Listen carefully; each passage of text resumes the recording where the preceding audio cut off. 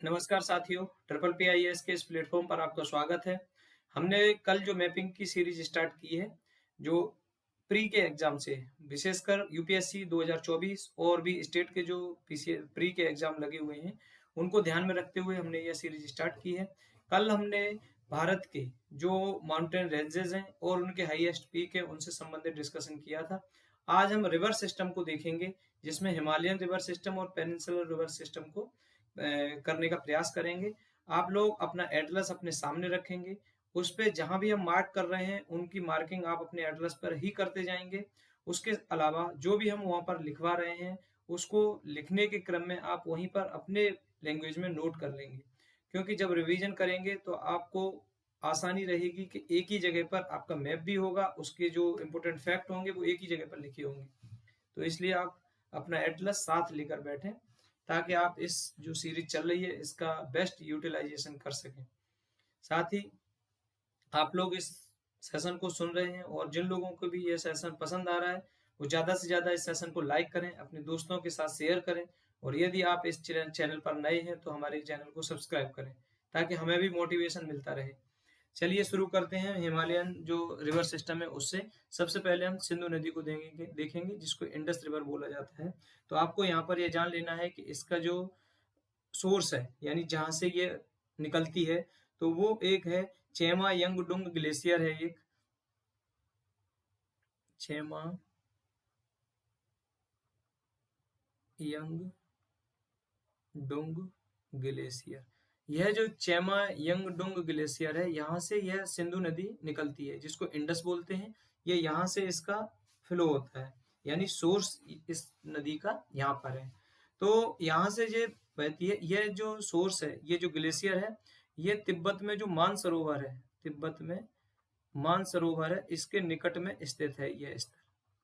तो आप इतनी बात आप यहाँ पर याद रखें कि तिब्बत में मानसरोवर के पास चेमा यंगडुंग ग्लेशियर से सिंधु नदी निकलती है। अब सिंधु नदी के साथ जो ट्राइब्यूटरीज भी हैं इसकी, उसमें सतलज, चिनाब, रावी, ब्यास, झेलम भी हैं। तो जैसे सतलज तो ये फ्लो कर रही है, यहाँ पर ये जा रही है। सतलज के बाद आप देखेंगे झेलम के बारे में। तो जो झेलम नदी है, ये शेषनाग झील से निकलती है। पीर पंजाल में जो ये झेलम है, झेलम रिवर कहाँ से निकलेगी? शेषनाग झील से। शेषनाग झील लेक है, यह पीर पंजाल श्रेणी में आपको देखने को मिलेगी। यह लेक पीर पंजाल, यहाँ से झेलम नदी का फ्लो होता है, यानी झेलम नदी की उत्पत्ति शेषनाग झील से होती है। आपको यहाँ पर दो बातें याद रखनी होंगी झेलम के संदर्भ में, कि यह जो झेलम नदी है, इसी के किनारे पर कश्मीर में बुलर लेक और श्रीनगर इन दोनों की अवस्थिति झेलम नदी के किनारे पर है। हमने यहाँ पर आपको दो बातें बताई कि झेलम नदी जो है, इसका सोर्स है, यानी ये जहाँ से उद्गमित होती है, वो स्थान तो है शेषनाग झील, जो पीर पंजाल रेंज में देखने को मिलेगी आपको। इस झेलम नदी के किनारे पर ही बुलर झील और श्रीनगर अवस्थित है। इतनी बात आप यहाँ पर देख लेंगे। अब हम देखेंगे चिनाब रिवर को। तो जो ये चिनाब रिवर है, चिनाब रिवर, यह झेलम की सहायक नदी है और यह झेलम के साथ मिलकर सिंधु नदी में मिल जाती है। इसके अलावा रावी नदी को देखेंगे, यह रावी रिवर है आपकी। तो ये रावी रिवर का जो उद्गम क्षेत्र है, यानी ये जहाँ से निकलती है, वो रोहतांग दर्रा है।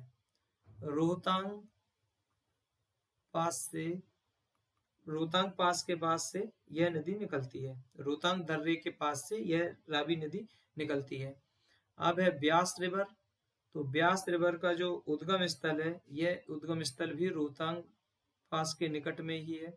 रोहतांग पास के निकट से ही ब्यास रिवर भी निकलती है। अब आपकी है सतलज नदी। यह मानसरोवर झील जो हमने तिब्बत में बताई है, सतलज रिवर का उद्गम क्षेत्र मानसरोवर झील तिब्बत के निकट हमें देखने को मिलता है। इन जितनी भी ये पांच नदियां हमने नाम लिए हैं, ये पांचों अरब सागर में यहाँ पर आकर गिरती हैं। एक बात एक्स्ट्रा इंफॉर्मेशन इसके संदर्भ में आप देख लेंगे कि 1960 का जो इंडस नदी से संबंधित सिंधु जल समझौता, इंडस वाटर ट्रीटी है, इंडस वाटर ट्रीटी। इंडिया और पाकिस्तान के बीच में यह संधि हुई थी। इसमें मध्यस्थता विश्व बैंक के द्वारा की गई थी, यह बात आप याद रखेंगे। इसमें रावी ब्यास सतलज RBS, ये जो नदियां हैं रावी ब्यास सतलज, इन नदियों पर पूरा का पूरा अधिकार भारत का है, जबकि इंडस, झेलम और चिनाब, सिंधु झेलम चिनाब जो ऊपर की नदियां हैं, इनके 20% जल का उपयोग भारत कर सकता है, बाकी के जल पर पाकिस्तान का नियंत्रण है। तो आप इसको याद रखेंगे कि कौन सी नदियां पाकिस्तान के नियंत्रण में दी गई हैं, जिनका उपयोग भारत 20% जल का उपयोग कर सकता है run of the river project, hydro project लगाने के लिए। यद्यपि पाकिस्तान के द्वारा इन नदियों के ऊपर भारत के जो प्रोजेक्ट लगाए गए हैं, जैसे चिनाब नदी के ऊपर रतले प्रोजेक्ट लगाया जा रहा है, इसके लेकर हमेशा विवाद उत्पन्न किया जाता रहा है। इसीलिए भारत ने अभी हाल ही में कहा है कि इस संधि को पुनर्परीक्षण होना चाहिए, यानी इसको रिव्यू किया जाना चाहिए। इस प्रकार की बात सामने देखने को मिली है, वो अलग विषय है। अभी यहाँ पर देखने का एक्स्ट्रा इन्फॉर्मेशन थी जो मैंने आपको बता दी। 1960 की यह ट्रीटी है, विश्व बैंक की मध्यस्थता में हुई है। 6 नदियां हैं, सिंधु झेलम चिनाब पर पाकिस्तान का नियंत्रण है, 20% जल का उपयोग भारत कर सकता है, जबकि रावी ब्यास सतलज पर पूरा नियंत्रण भारत का है। और अब हम देखेंगे इसके आगे हिमालयन रिवर है सिस्टम है, उसमें गंगा नदी के बारे में। यह जो गंगा रिवर है, ये पूर्ववर्ती नदी का उदाहरण है। हिमालय की अधिकांश नदियां पूर्ववर्ती नदी के ही उदाहरण है। इसका जो उद्गम है वो गंगोत्री हिमनद है, गंगोत्री ग्लेशियर से इसका उद्गम होता है, और यह भारत की सबसे लंबी नदी है। सबसे लंबी होने की वजह से इसके किलोमीटर आप याद रखेंगे, 2525 किलोमीटर का फ्लो इस नदी का है, इसकी लंबाई है। गंगोत्री हिमानी इसका उद्गम स्थल है गंगा नदी का। अब गंगा नदी के संदर्भ में आपको कुछ बातें, कुछ फैक्ट याद रखने होंगे, क्योंकि इससे संबंधित क्वेश्चन हमेशा पूछे जाते हैं, आगे भी पूछे जाएंगे, इसलिए आप इसको याद रखेंगे। सबसे पहले तो आप इसका पूरा फ्लो देख लेंगे कि एक देवप्रयाग नाम से जगह है उत्तराखंड के अंदर, देवप्रयाग। यहां पर देवप्रयाग में क्या होता है, भागीरथी और अलकनंदा, इन दोनों के मिलने पर ही गंगा नदी की धारा का निर्माण होता है। यह गंगा नदी उत्तराखंड से निकलकर उत्तर प्रदेश, बिहार, झारखंड होते हुए पश्चिम बंगाल में पहुंच जाती है। ये यहाँ पर आ गई, पश्चिम बंगाल में पहुंच जाती है। जब यह पश्चिम बंगाल की तरफ जाती है तो फरक्का नामक स्थान पर, यह पश्चिम बंगाल में यहाँ पर फरक्का नामक एक स्थान है, यहाँ से यह बांग्लादेश में प्रवेश कर जाती है। जब यह नदी बांग्लादेश में प्रवेश करती है तो इसका नाम होता है पद्मा। ध्यानपूर्वक सुनेंगे, इसको कंफ्यूजिंग है, पूछा जाता है कई बार, इसलिए हम सबसे पहले फ्लो बता रहे हैं। गंगा नदी उत्तराखंड से निकलकर उत्तर प्रदेश, बिहार, झारखंड, पश्चिम बंगाल होते हुए इसमें बांग्लादेश में प्रवेश कर रही है। पश्चिम बंगाल के फरक्का नामक स्थान से बांग्लादेश में प्रवेश कर रही है, और बांग्लादेश में इसका नाम हो जाता है पद्मा। जब इस पद्मा नदी में यह जो ब्रह्मपुत्र सांगपो रिवर है, इसको तिब्बत में सांगपो बोलते हैं, भारत में इसको ब्रह्मपुत्र बोलते हैं। यह जो ब्रह्मपुत्र रिवर है, जब यह नदी पद्मा नदी में मिल जाती है तो इन दोनों की जो संयुक्त धारा का निर्माण होता है, इस धारा का नाम होता है मेघना। मेघना रिवर का निर्माण हो जाता है कब, जब इसमें गंगा यानी पद्मा के नाम से और ब्रह्मपुत्र नदी, ये दोनों मिलने के बाद इसमें मेघना का निर्माण होता है, और यही मेघना के नाम से ही यह नदी बंगाल की खाड़ी में विसर्जित हो जाती है, यहाँ पर अपना विसर्जन कर देती है। इस प्रकार से आप देखेंगे कि यहाँ पर गंगा ब्रह्मपुत्र नदी का एक डेल्टा का निर्माण होता है। गंगा ब्रह्मपुत्र नदी का डेल्टा जो विश्व का के प्रमुख बड़े डेल्टाओं में से एक डेल्टा है। इस गंगा ब्रह्मपुत्र डेल्टा का निर्माण अगर आपसे पूछा जाए तो आप बताएंगे कि इसका निर्माण हुगली और मेघना, इन दो नदियों के बीच में गंगा ब्रह्मपुत्र के डेल्टा का निर्माण होता है। आई होप आपको ये समझ में आया होगा कि गंगा नदी उद्गम से लेकर और अपने विसर्जन तक, यानी बंगाल की खाड़ी में समाहित होने तक किस किस रूप में फ्लो करती है। मैंने स्टेट भी बता दिया आपको कि किन स्टेट के माध्यम से गंगा नदी बांग्लादेश तक पहुंचती है। अब हम देखेंगे कि इस गंगा रिवर के संबंध में, साथ ही उत्तराखंड में कुछ स्थान है जहां पर कुछ नदियों के मिलने का स्थान रहता है। उनमें कंफ्यूजन कई बार रहता है। हम आपको एक ट्रिक के माध्यम से बता रहे हैं कि कौन सी नदी किस स्थान पर मिलती है। क्योंकि जैसे विष्णु प्रयाग पर कौन सी नदी मिल रही है, कर्ण प्रयाग पर कौन सी नदी मिल रही है, देव प्रयाग पर कौन सी नदी मिल रही है। तो सबसे पहले हम देखेंगे, इसको हम लिखेंगे D A sorry D A B, देव डी ए बी, इसको ब्रैकेट में लिख लो, स्कूल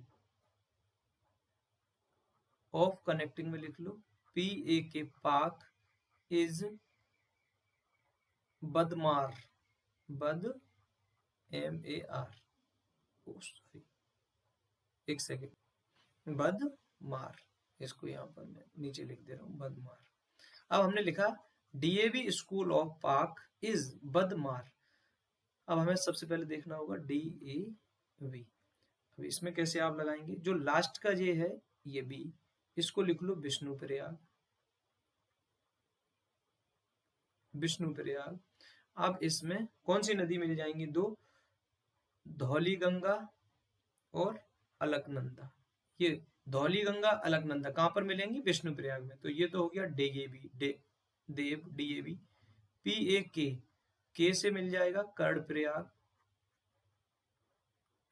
कर्ण प्रयाग। अब इसमें पी और ए, तो पी से आप बनाएंगे पिंडार नदी,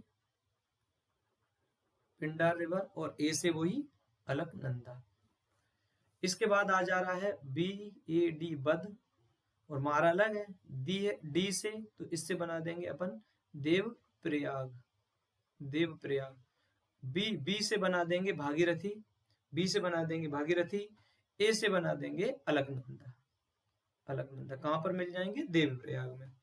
अब मार इसमें बनाया है हमने, मार, तो आर से हो जाएगा रुद्र प्रयाग, रुद्र प्रयाग। इसमें रुद्र प्रयाग में जब आप एम को देखेंगे, एम और ए, तो एम से जो आपकी नदी बनेगी वो बन जाएगी मंदाकिनी, मंदाकिनी, और ए से बन जाएगी अलकनंदा। मुझे उम्मीद है कि आप लोग इस ट्रिक को बहुत आसानी से समझ गए होंगे, और यदि आप लोग इसे समझ गए हैं तो इसे आप हमें कमेंट सेक्शन में जरूर से बताएं, ताकि हम आगे भी आप लोगों के लिए इस प्रकार की ट्रिक के माध्यम से आपको मैपिंग करा सकूं, जो कि आपके एग्जाम के पॉइंट ऑफ व्यू से इम्पोर्टेंट है, और उनको आप अच्छे ढंग से एग्जाम में करके आ सको। आप हमें कमेंट में बताएं, ज़्यादा से ज़्यादा हमको लाइक करके हमारे इस सेशन को बताएं, तो हमें पता चलेगा कि जो मैं बता रहा हूँ ये आप लोगों के लिए यूजफुल है। एक बार मैं रिवीजन करा देता हूँ इसका। डीएबी स्कूल ऑफ पाक इज बदमार, डीएबी से, बी से आपका विष्णु प्रयाग, डी से धौली गंगा, ए से अलकनंदा, पाक से, के से हो जाएगा कर्ण प्रयाग, पी से पिंडार, ए से Alaknanda, B A D, D से हो जाएगा देव प्रयाग, बी से हो जाएगा भागीरथी, ए से हो जाएगा Alaknanda, M A R, R से हो जाएगा रुद्र प्रयाग, और एम से हो जाएगा मंदाकिनी, और ए से हो जाएगा अलकनंदा। इस प्रकार से आपने जो गंगा नदी से उद्गम होता है वहां से लेकर और आगे आने वाला पूरा, जैसे गंगा नदी ये जो डीएबी है, देव प्रयाग में बी ए डी बेड वाला, ये वाला यहाँ पर गंगा नदी है।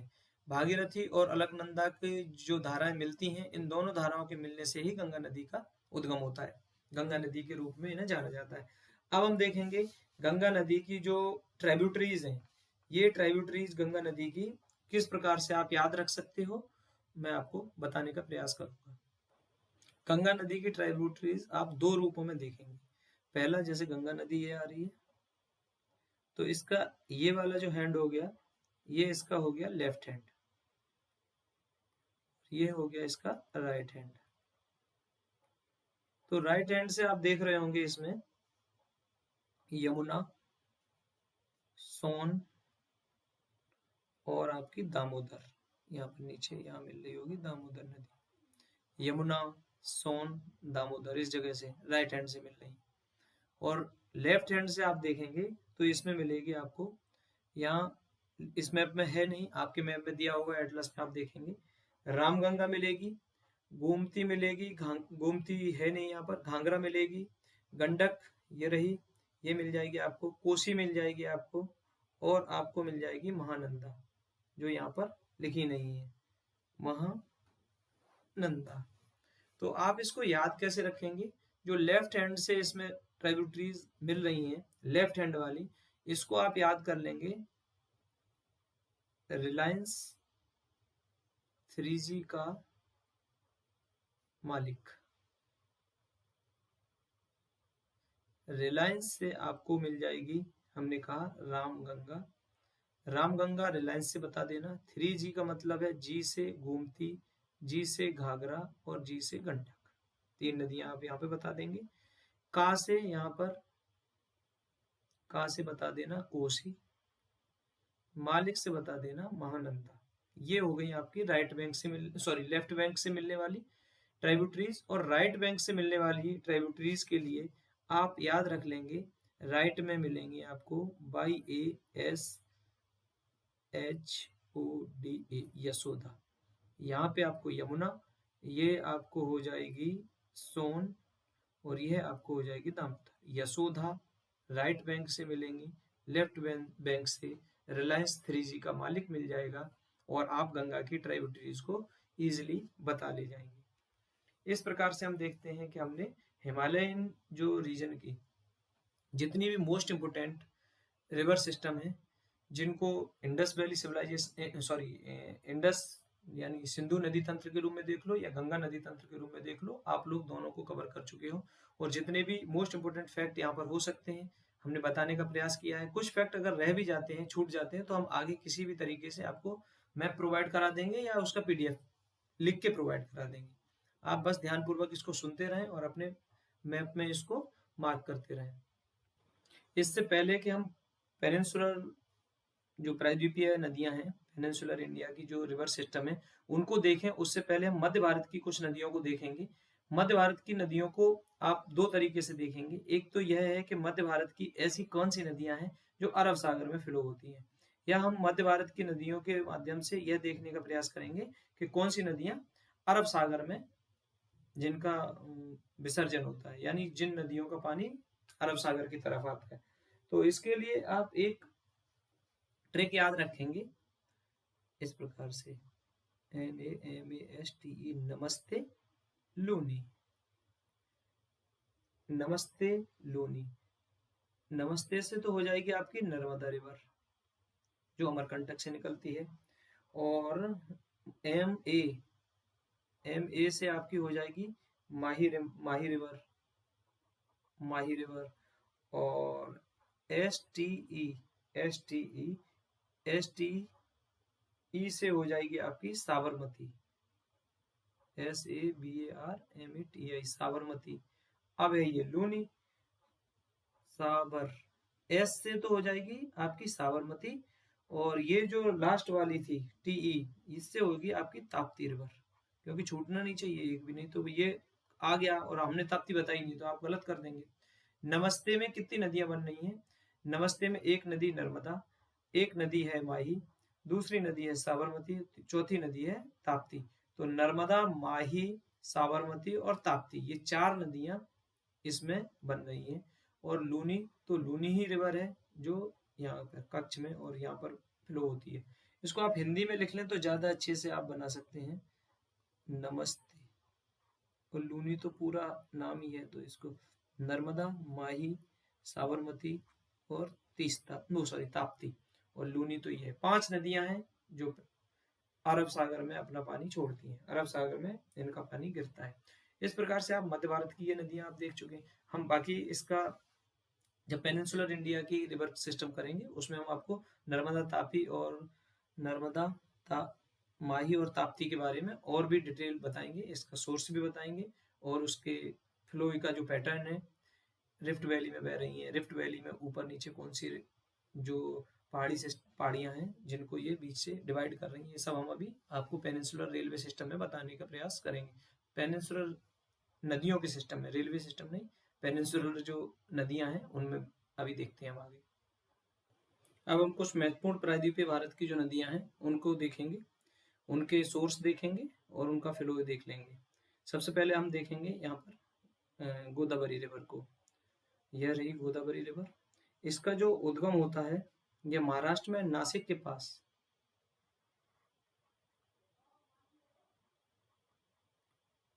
नासिक यानी महाराष्ट्र में, यहाँ पर एक त्र्यंबकेश्वर पर्वत है। त्र्यंबकेश्वर,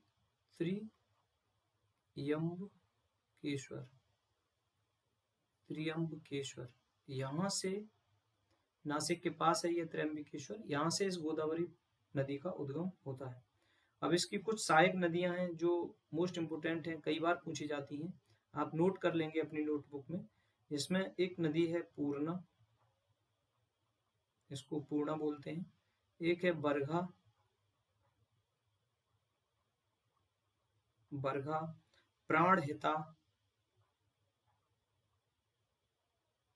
प्राणहिता, मंजीरा,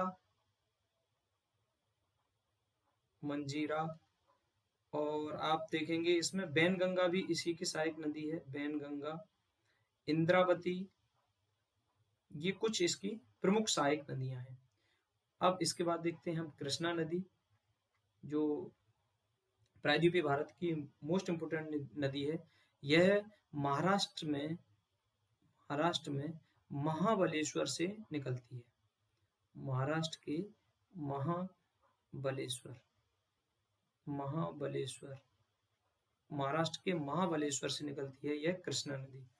इसकी जो सहायक नदियां अगर बात करें तो इसमें मुख्य रूप से तुंगभद्रा है, कोयना है, घाट प्रभा है, मूसी, भीमा, मालप्रभा, पंचगंगा, दूधगंगा, ये कुछ इसकी प्रमुख नदियां हैं। अब बात करें यदि हम नर्मदा की, तो ये जो अमरकंटक है, ये अमरकंटक, यहाँ से दो नदियां निकलती हैं मुख्य रूप से, जिसमें कई नदियां निकलती हैं, उनमें से दो मुख्य नदियां हैं, उनमें एक है नर्मदा और एक है सोन नदी। नर्मदा और सोन का उद्गम अमरकंटक से। यह नर्मदा नदी पश्चिम की ओर फ्लो करती हुई अरब सागर में, अरब सागर में कहां पर, यह खंबात की खाड़ी में जाकर गिरती है। खंबात की खाड़ी है ये, यहाँ पर ये गिरती है। इस नर्मदा के ऊपर जो रेंज है वो विंध्यन रेंज है, कल भी हमने आपको बताया। इसके जो नीचे रेंज है यहाँ पर, यह सतपुड़ा रेंज है। इसके नीचे जो ये तापी रिवर है, तो विंध्यन रेंज, फिर नर्मदा नदी, सतपुड़ा रेंज, फिर तापी नदी, इसके बाद आ जाती है आपकी अजंता। इतना अच्छा, इतना डिटेल से मुझे नहीं लगता है कि आपको कोई मैप यूट्यूब के ऊपर बताने वाला है। मैं आपको बता रहा हूँ, बस आप इसका इम्पोर्टेंस समझिए। हमारे चैनल को ज़्यादा से ज़्यादा अपने दोस्तों के साथ शेयर करें, हमारे जो सेशन चल रहे हैं इनको ज़्यादा से ज़्यादा लाइक करें, यही हमारा मोटिवेशन है, ताकि हम और भी अच्छे ढंग से आपके सामने मैपिंग सीरीज को एक्सप्लेन कर सकें। और भी जो नए प्रोग्राम हमको लाने हैं, अभी जल्द ही हम लोग यूपी स्पेशल के जो 5वां और 6वां पेपर है मेंस वाला, उसे शुरू करने जा रहे हैं।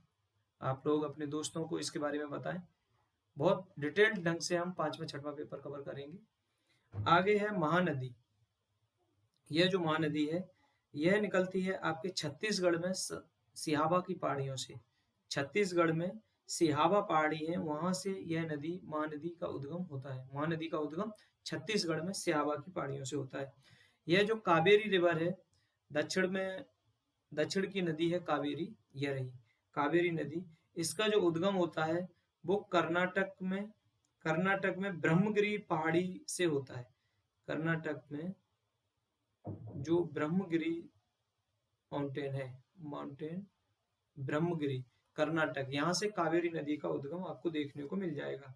ताप्ती जो नदी है, तापी या ताप्ती, ये वाली, इसका उद्गम आप देखेंगे तो मध्य प्रदेश में बैतूल में मुल्ताई से इसका उद्गम होता है। इसका उद्गम मध्य प्रदेश में बैतूल जो डिस्ट्रिक्ट है, बैतूल डिस्ट्रिक्ट, यहाँ से मुल्ताई नामक स्थान से होती है। मुल्ताई पर्वत से इसका उद्गम होता है। यह जो दामोदर नदी है, ऊपर है इसका, एक सेकेंड, यह जो दामोदर रिवर है, दामोदर, इसका उद्गम आपको छोटा नागपुर से देखने को मिलेगा। इसके अलावा यहाँ पर आपको कुछ नदी हैं जिनके बारे में जानना होगा। यह जैसे स्वर्ण रेखा और ब्राह्मणी, ये दो रिवर हैं, इनकी जो उद्गम है वो रांची के प्लेटू से, रांची प्लेटू, यह जो रांची प्लेटू है, यहाँ से स्वर्ण रेखा और ब्राह्मणी नदी का उद्गम होता है।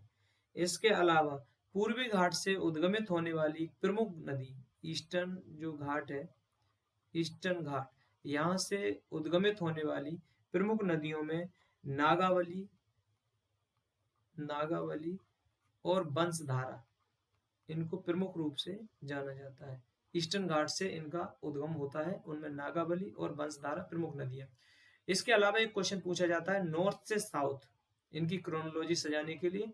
तो आप देख सकते हैं, यूं तो दामोदर सबसे ऊपर है, फिर उसके बाद स्वर्ण रेखा है, उसके बाद ब्राह्मणी है, उसके बाद महानदी है, उसके बाद आप देखेंगे जो गोदावरी नदी आती है, फिर कृष्णा नदी आती है, फिर पेन्नेरू नदी आती है, फिर कावेरी आती है और सबसे दक्षिण में आ जाती है आपकी बैगई नदी। इस प्रकार से मुझे लगता है कि हमने नदी सिस्टम से संबंधित जो भी क्वेश्चन बन सकते हैं, आपसे पूछे जा सकते हैं, उनको यहाँ तक कवर कर लिया है।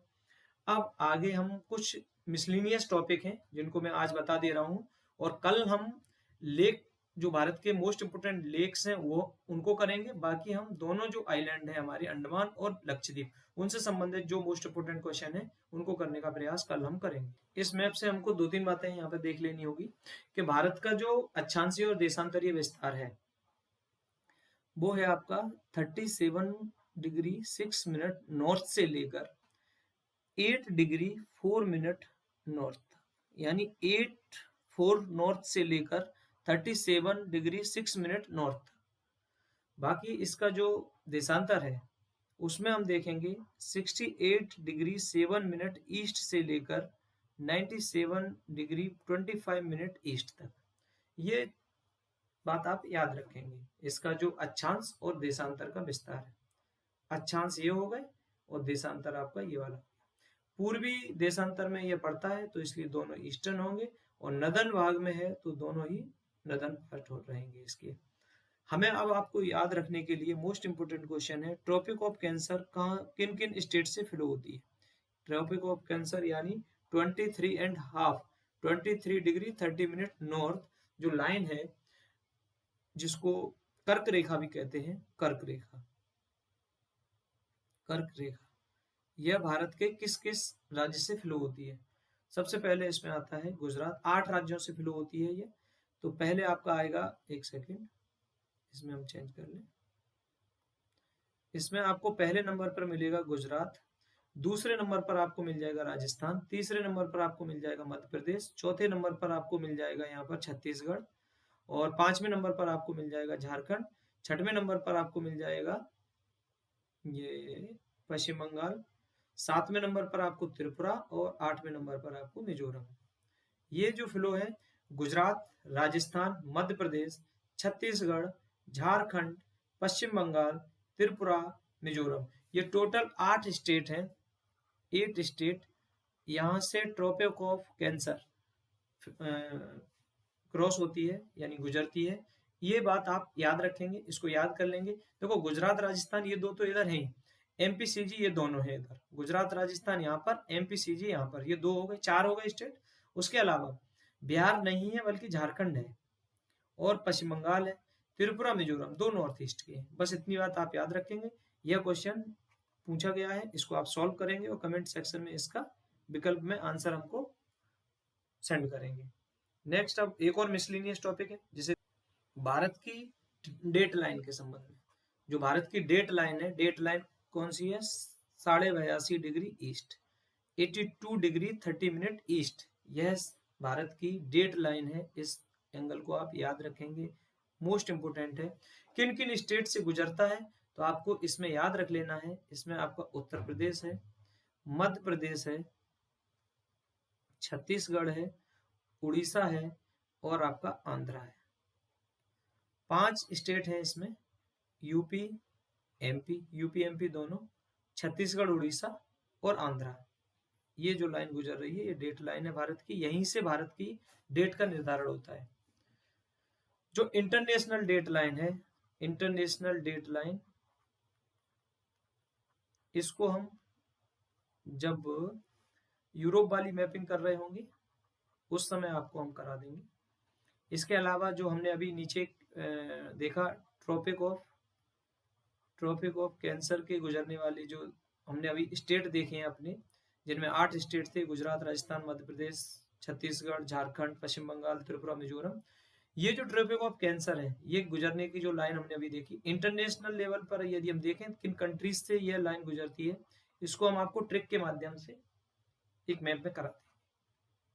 अभी आप भारत में जो डेट लाइन है उसे याद कर लेंगे। उत्तर प्रदेश, मध्य प्रदेश, छत्तीसगढ़, उड़ीसा और आंध्र प्रदेश, ये 5 स्टेट से होकर गुजरती है। अब हम देखेंगे वेस्टर्न घाट देख लें थोड़ा सा,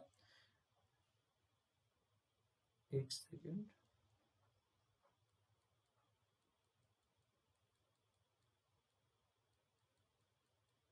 ये वेस्टर्न घाट को देखो, ये कहां से है, तो गुजरात में है वेस्टर्न घाट, महाराष्ट्र में है, गोवा में है, कर्नाटक में है, केरल में है, तमिलनाडु में। कई बार पूछा जाता है कि वेस्टर्न घाट कितने राज्यों से गुजरता है या कितने राज्यों में अवस्थित है, गुजरता है शब्द इसके लिए नहीं, वेस्टर्न घाट है, इसकी अवस्थिति कितने राज्यों में है, तो आप तमिलनाडु, केरल, गोवा, कर्नाटक, महाराष्ट्र, गुजरात, 6 स्टेट हो गए, एक यूटी हो गई, दादर एंड नागर हवेली। तो स्टेटमेंट में भी कई बार दिया जा सकता है, लिखा हो सकता है कि जो पश्चिमी घाट है वो है भारत के 5 राज्यों में अवस्थित है। तो इस प्रकार के स्टेटमेंट पर आप ध्यान रखेंगे ताकि आप उसको स्टेटमेंट को सही ढंग से जस्टिफाई कर सकें। अब हम जम्मू कश्मीर के मैप से संबंधित थोड़ा देखेंगे।